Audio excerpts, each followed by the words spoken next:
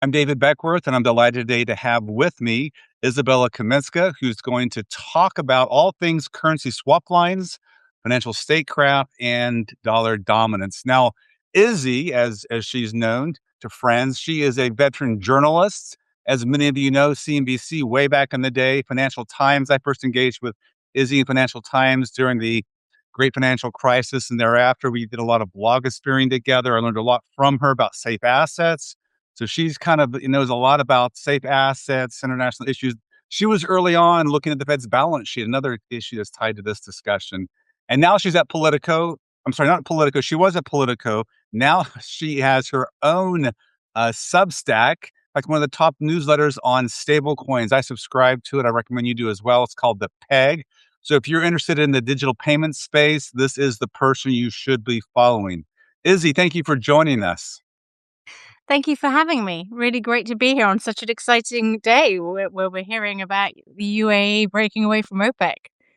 Yeah. So right before we got on, breaking news tied our discussion. I mean, part of the motivation for this is the currency swap line discussion surrounding the UAE and other countries in the Middle East. But tell us the latest news that we saw about UAE and OPEC.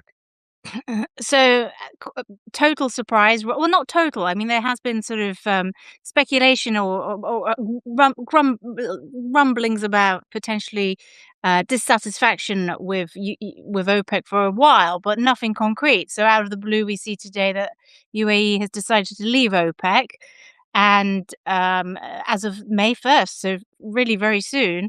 And I guess we're now going to be in the speculation phase, trying to figure out what it all means. But there's certainly means something, and obviously it comes straight after this wider speculation about whether or not they will get access to dollar swap lines, which is why we're here, and that's why why we initiated this Yeah. discussion in the first place. So, given the petrodollar is in the news again. What does it all mean? I think it's pretty significant, and there are probably many ways we can explore it.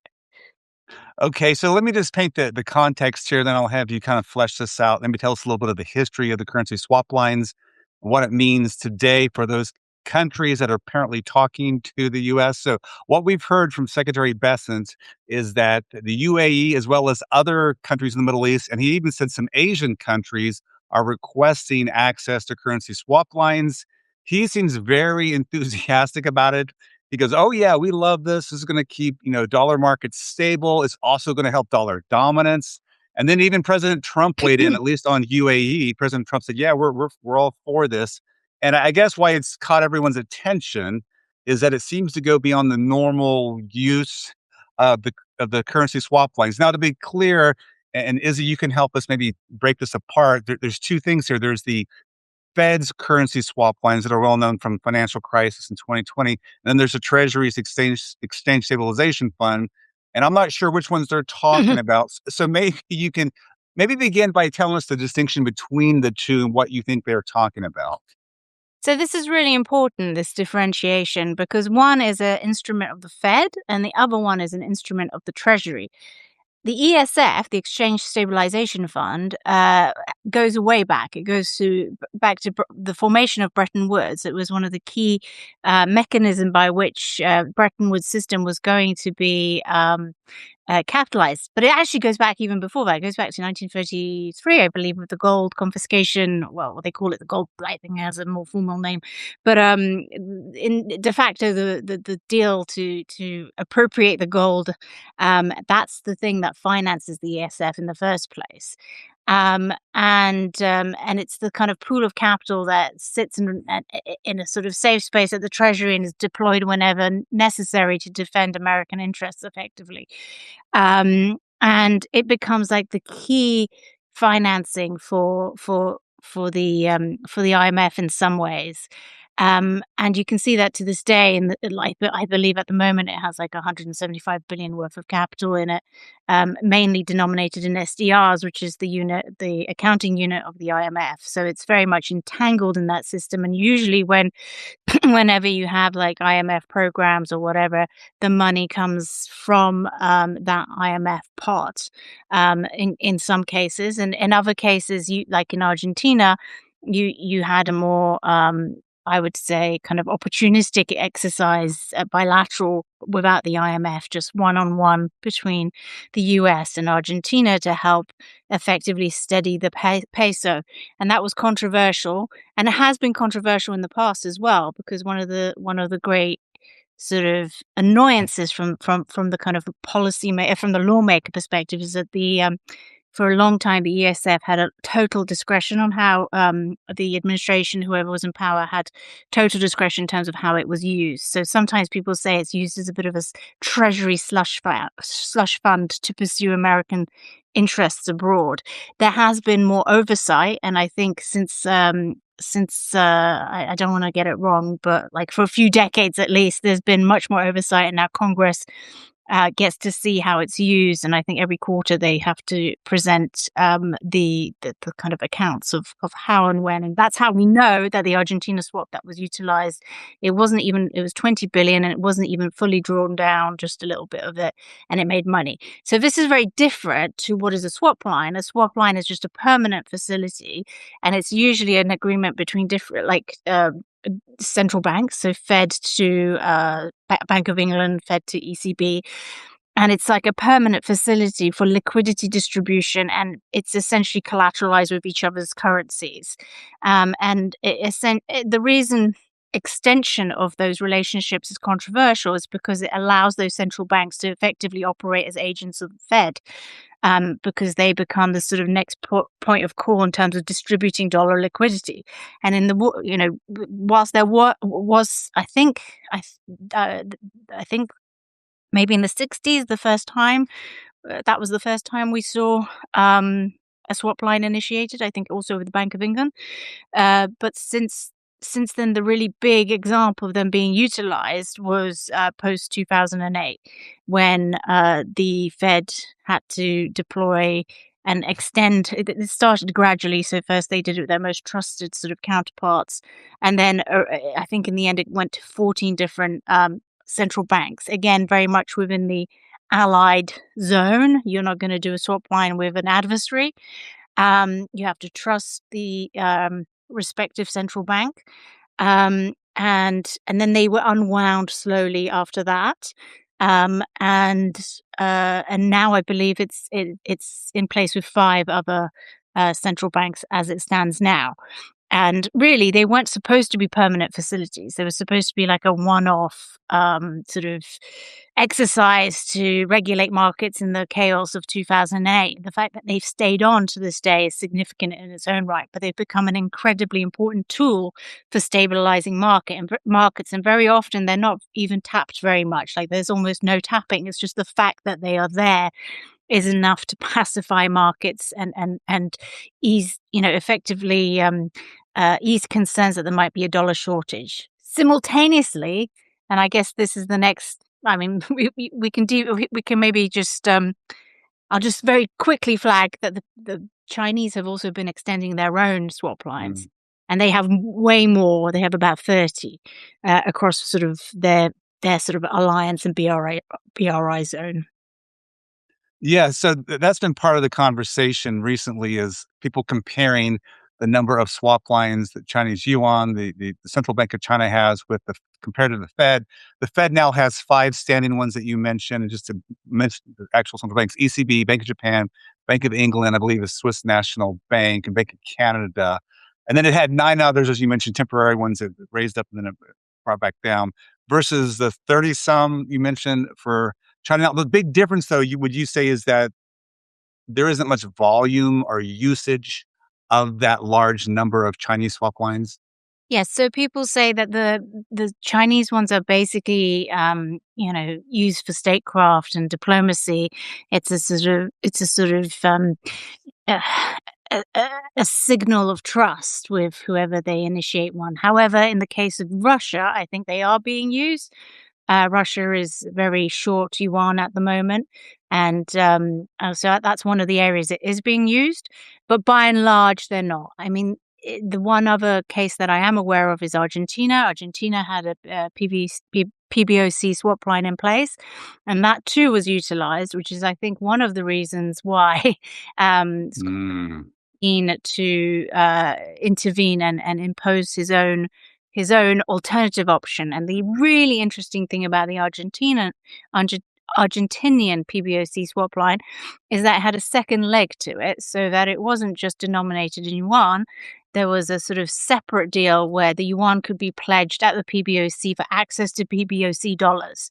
And why would the PBOC do that? Well, because the PBOC is very worried about, well, it likes to control the exchange rate, it likes to control the terms in which its liquidity is distributed, and it, effectively capital controls are a key area of concern for them. And if you are if you give out yuan without any conditionality, then Argentina could just go into the markets and dump it on the market, and then that way create a sort of price discovery effect for the yuan, which is not what China wants.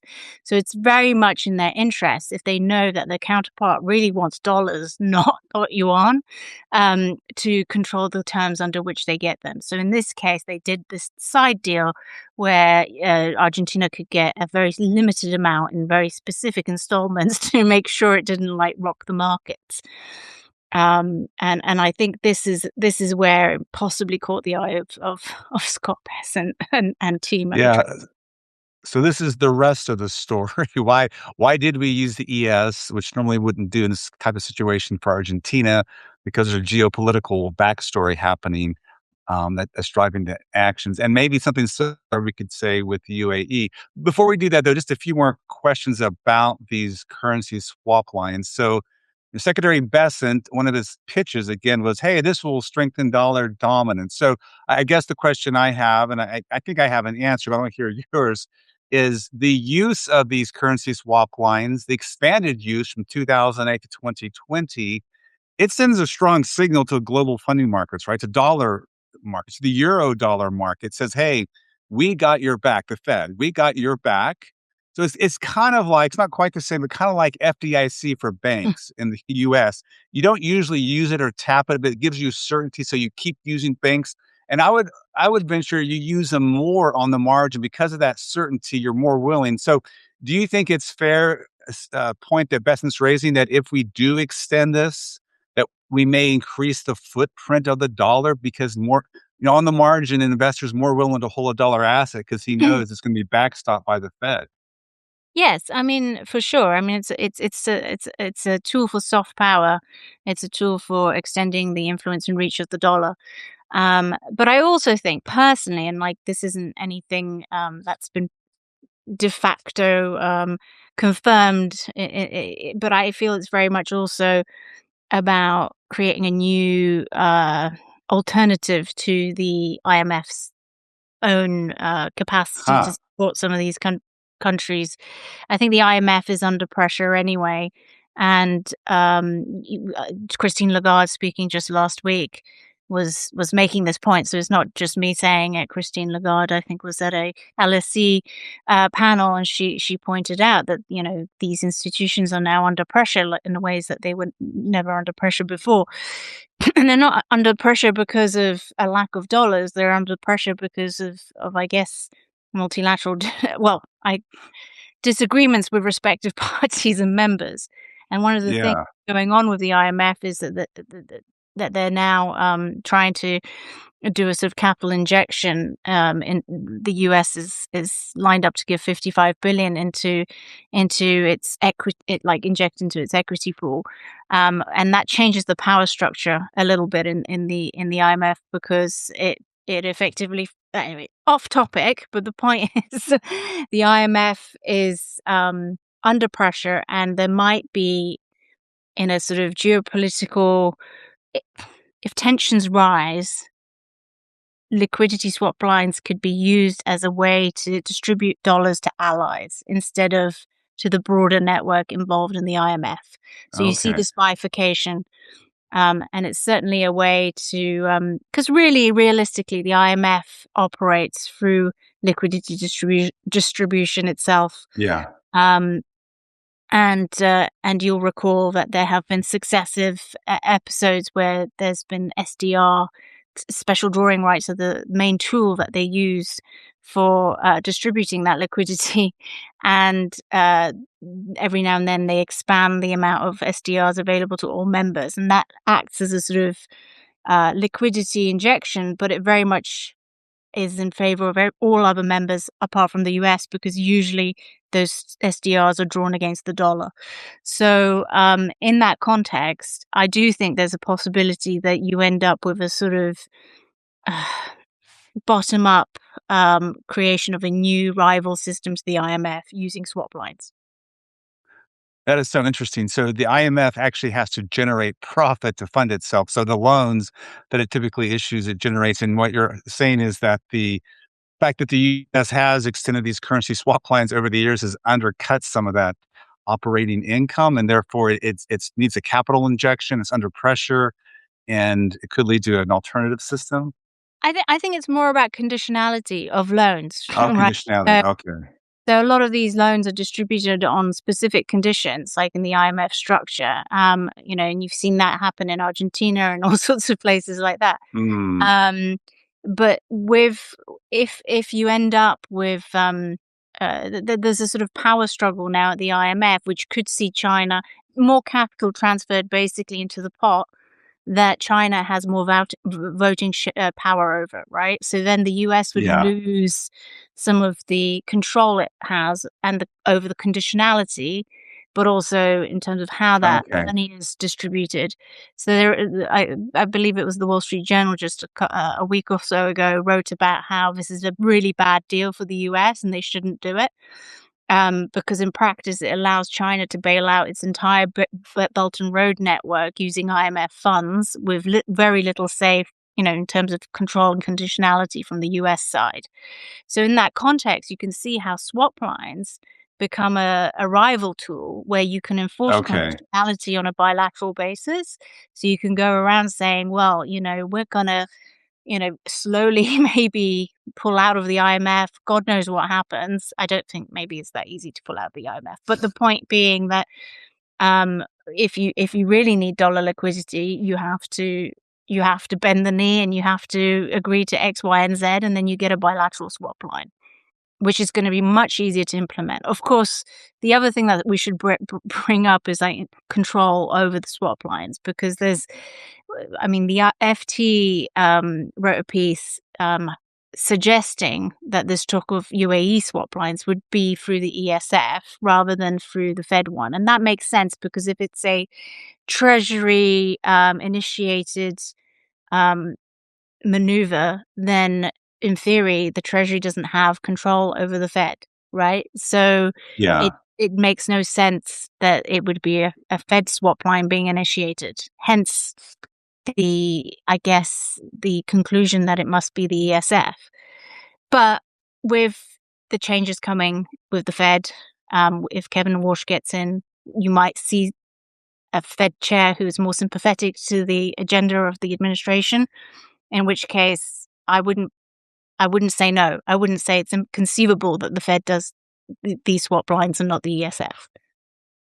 Also, the ESF, the Treasuries fund, is limited too, right? There's just a stock of funds there that the Fed's balance sheet, in theory, can expand quite a bit.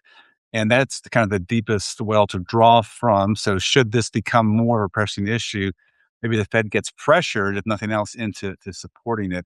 But that does raise the question. The currency swap lines that the Fed had done in the past were limited because they wanted to make sure their counterparties, the other central banks, were, excuse me, sound partners. There's no credit risk. You swap currency to the Bank of England, you're not worried about any kind of credit risk.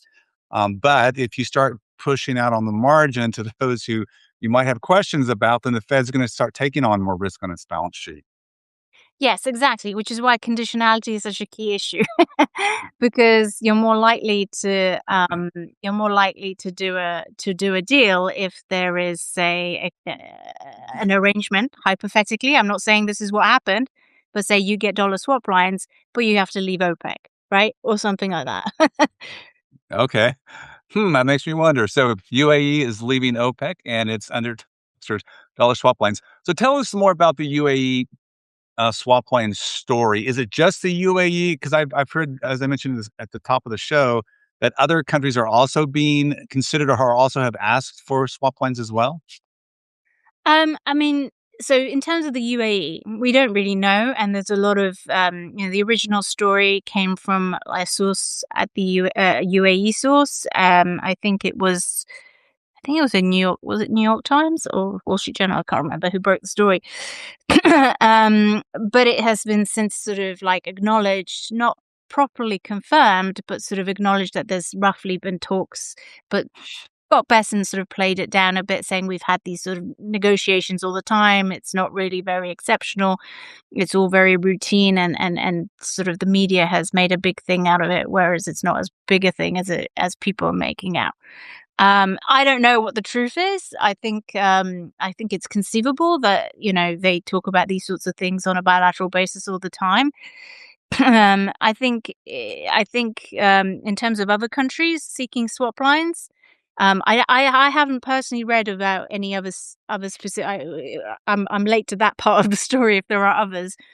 But I do think what's interesting with the UAE specifically is that it already has a PBOC swap line. So if it was to get a dollar swap line, it would be a sort of it would stand in the middle of two swap lines. It's not the only one that has that sort of dual use element of it, because the ECB has a PBOC swap line as well, as does the BOE. So those two also can stand as a sort of bridge between two currency zones if they should wish. And that presents some interesting, I think, other factors, or at least presents some other dynamics. Not least the fact that London obviously is a big financial center. Frankfurt is an aspiring financial center, and Dubai is also a massive challenger for financial for a financial center. So what does that mean in practice? It means like there's a bit of a war over who will be the top intermediator of dollars through the system. And it's very useful in such circumstances to have, I think, access to swap lines. It's like a Rick's Cafe type situation in all of those examples, apart from Frankfurt. I think Frankfurt is actually the least exciting for international capital. But in terms of, you can imagine a scenario hypothetically where if China was ever to come to the market and issue sovereign bonds outside externally, it might issue them in UAE, and then that would be collateral that could then be very easily pledged via the UAE central bank for dollar liquidity. That's a hypothetical. I have no insider knowledge on that. I'm just like extrapolating. Okay. But it's all about how you want, from the US perspective, there is obviously a huge incentive to encourage more Chinese debt issuance abroad. This is something that I think is not properly understood, because that's how you get price discovery. That's how you get the bond vigilantes scrutinizing your, fiscal situation. And it's that sort of pressure can change regimes, as we saw here in the UK. Well, that's interesting. So you're saying it's useful for the US if China did issue external debt, because then it would be true supply and demand forces questioning state capacity, economic capacity, all those things. Just for those who are watching, if you want to ask a question, please put it in the comment. We'll take some at the end if you have any. Is the Another question about the UAE is, do they really even need this? Because I've seen lots of discussion about, man, they actually have quite a portfolio of assets. They could even go use the FEMA repo facility, which is the facility for international monetary authorities. In fact, China could use this in theory if they wanted to, but any international monetary or financial authority, a finance ministry, a central bank could use its treasuries as collateral and get dollar reserves. So what really is it? It sounds like what you just said. It's maybe more of a geopolitical story than maybe a true liquidity story, or am I misreading that? So I think it's probably a bit of both. I think, Okay. excuse me. I think certainly the political side of it is probably front and like the key motivating factor. Yeah. But I wouldn't put it past uh, the UAE. Well, I wouldn't. I would say it's entirely probable they might be having a liquidity crisis because just because you're long dollar assets doesn't mean you necessarily have the liquidity to hand to cash them out or to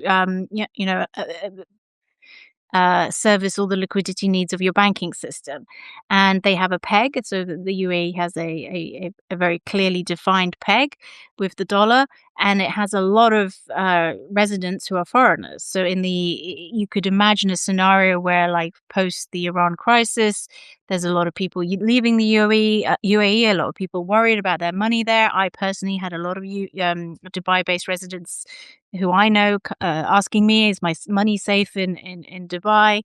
Um, if the banking sector is to service all those redemptions, then it has suddenly a massive liquidity, demand that it has to service overnight. It would have to manage that either through liquidating a lot of its assets, um, and like I said, they're not short of assets, but trillions in terms of sovereign wealth fund valuation, but like that sort of value is locked up in equities and illiquid instruments. It's not something necessarily easy to liquidate at the last minute. In terms of treasuries, they don't. I mean, they have I think it's in the hundreds, hundreds of Okay. billions. So it's not. It's not like they don't have treasuries. They certainly do, but it's not as significant as their sovereign wealth funds, sovereign wealth fund investments in alternative assets. And of course, they could potentially use the repo markets, as you say. They could use FEMA. So it's not impossible for them to raise the money, but it's just so much easier if you have a swap line because then you don't have Yeah. the footprint of a forced liquidation. Because if you have to do the repo route, you would be seen in the market and it would have an impact on rates. FEMA, less so. I don't have a good answer as to why they wouldn't use FEMA. That does seem an anomaly in my analysis. Um, but that's why I think it's probably a combination of both. Okay. Now, the UAE also pegs its currency to the dollar. Is that right? Yes, So that's it's also has to worry about having sufficient foreign reserves to pack up that peg. well, yeah, which it does, obviously, but it's just a question Yeah. of rigidity of those reserves. And I think in terms of the peg itself, there's you could break the peg temporarily, but that would send a strange signal, and it would Yeah. for a dollar for a oil rich, just backtrack 1 second. The other major source of dollar income for them is obviously the sale what they earn from selling oil, and that is constrained at the moment. So you've got potential redemptions from people quitting, not enough tourism, but also very significantly the amount of oil oil revenue they're getting has significantly declined in the last month. So all those pressures combined, I think, are probably a motivating factor. And really, it's just a signal of support, an alliance, if you can get a swap line. Yeah. Well, let's take this full circle and go back to the general notion of dollar dominance. What does this mean for dollar dominance? So we have this Gulf swap line request. Um, we have recent reports showing the SWIFT data, the dollar share is actually going up. And if you look at the Chinese share, it's stable. So it's not like the Chinese share is dropping and the dollar is, picking up the slack. The dollar in absolute sense is going up. Other countries are falling. Other regions are falling. These seem to suggest the dollar's here to stay. Brad Setzer recently had a nice X thread where he talked about the people who claim the dollar's days are over are simply wrong. And he pointed to China and he mentioned that PBOC may appear to be reducing treasury holdings, but it could simply be a shift out of US custodians rather than outright selling. And more importantly, he noted that Chinese state banks are loading up their dollar portfolios. So all of this seems to suggest dollar dominance is strong. What do you think? I think it's strong. I think it's getting stronger. I think the Chinese have been trying to cut their addiction on dollars, but have not found a way to get out of it. And my personal, analysis of this is because they need the dollars to maintain credit in the market. I think they've obviously invested a lot in building a parallel system and all these yuan SIPs, SWIFT rivals. But at the end of the day, the cost of operating those systems is hard if you don't have credit, because they all function on pre-funding. If it's RTGS, which is real time gross settlement system, it's all wonderful in theory, and you can attract sort of users into that system precisely because it settles in real time, so you don't carry any exposure. But there is still an underlying float that has to be somehow uh, injected into that system. The counterparts have to effectively pre-fund their positions in that clearing system for it to work, and that's very expensive, and it also creates credit risk, and a lot of people don't want to hold yuan for the long term, so they may be happy to settle in it, but they're not necessarily happy to hold it for the long term, because where do you put your money? If you're external, if you're not, if you're not within China, you don't have access to a properly priced sovereign market. Like there isn't really a yuan sovereign bond market that is freely floated, that has that you can trust. So I think there are. I think it's a bit. I think these.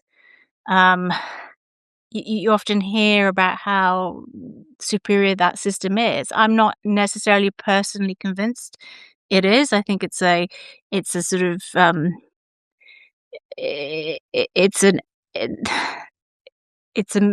an sorry, words are not coming easy to me, but it's a system they've created out of desperation to try and challenge the dollar, and whether or not they can actually woo the counterparts that they need to make it happen is a big question, because remember, the BRICS are not a naturally aligned Yeah. network.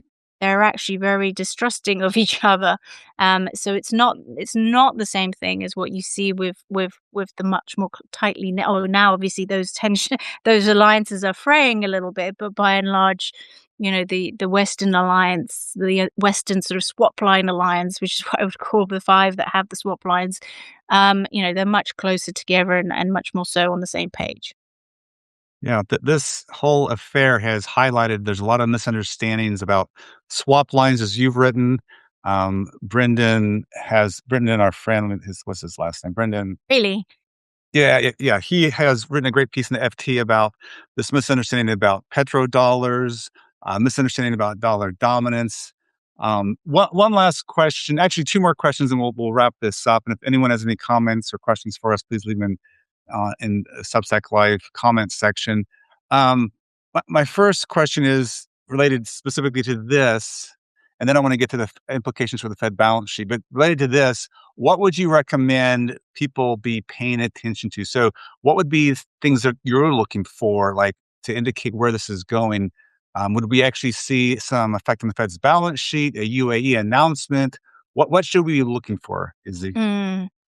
So in the UAE specifically, I mean, obviously, we need to keep an eye on all sort of official communiques. I think it's very interesting. Somebody brought to my attention the fact that the Crown Prince of the UAE had recently been in China, and that they have, created a they put out a readout that was stressing their continued sort of dedication to each other and strategic relation, alliance, not an alliance, but like assurances between the two nations, and promises to respect each other's sovereignty.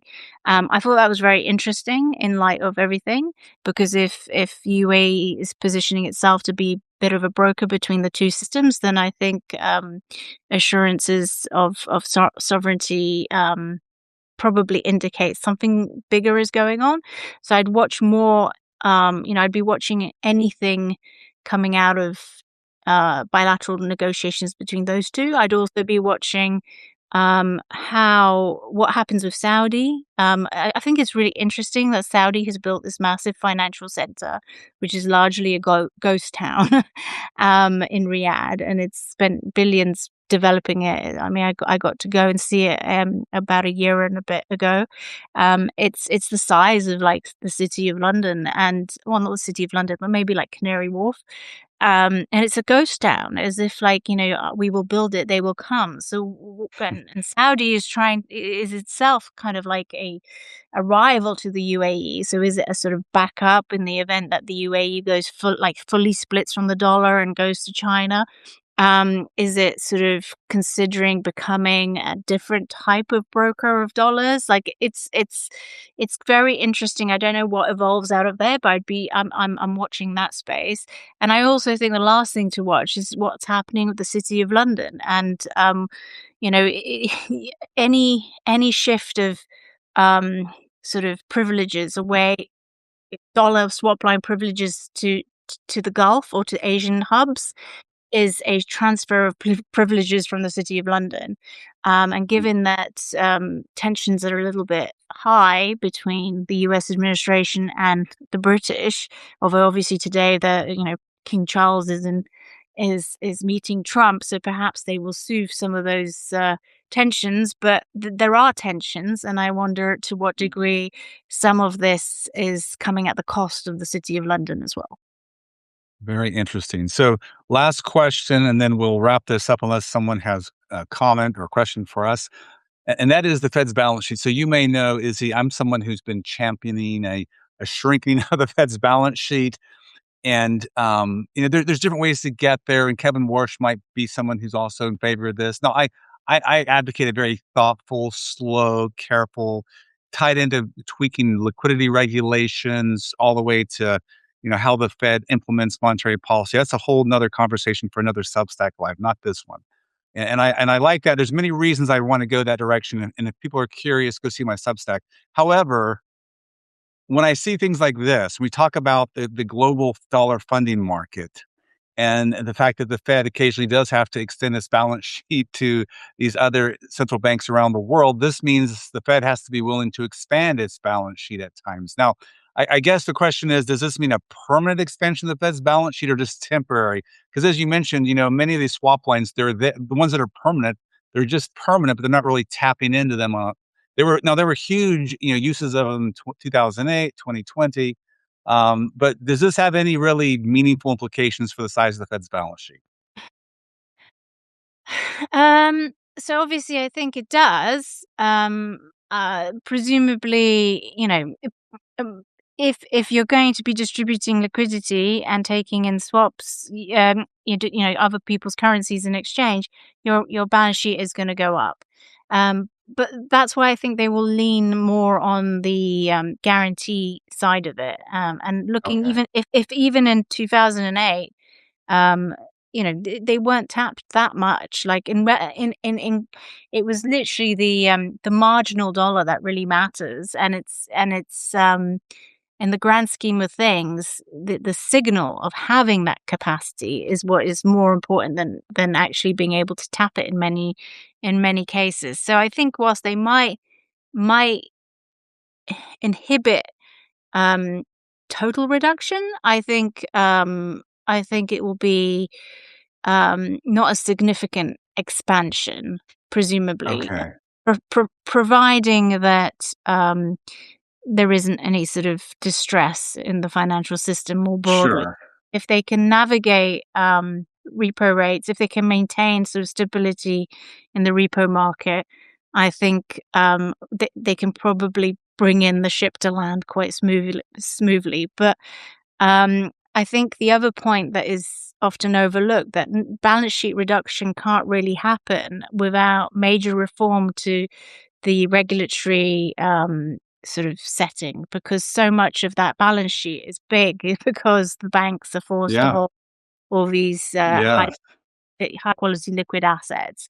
So until you reform, if you until you reform that side of the equation, you're going to have an expanded balance sheet. And the question then is, if you want to reduce it, is it the case that you will introduce reforms that allow a little bit of liberalization on the banking side, in which case the US banks themselves end up intermediating all those flows abroad, and you end up with with, I guess, some of those dollar treasuries being held by foreign hands instead of domestic ones. So overall, it could be a sort of return to the off-balance sheet world that we saw before 2008. Yeah, yeah. So I completely agree with you. Liquidity regulations are a big part of the story to any kind of reduction of Fed's balance sheet, and that's why I'm sympathetic to some of these recent calls to incorporate the discount window into like the liquidity coverage ratio conversation. So allow banks to count their collateral they park at the discount window towards like liquidity coverage ratio, internal liquidity stress tests. So that would, you know, make things a little bit better, a little better, I think, more efficiency. But yeah, what you I think mentioned is a good point. Go ahead. structurally, I mean, and I haven't really thought about this in great detail, but for example, there's like Erebor is a new bank that wants to be a sort of intermediary between stable coins and Mhm. conventional fiat deposits. So it has a banking license, but I was just reading today that its big mission is to basically reduce costs by allowing, say, DoorDash employees to be paid in stable coins and then immediately have them be transferred into fiat accounts that benefit from the FDIC guarantee.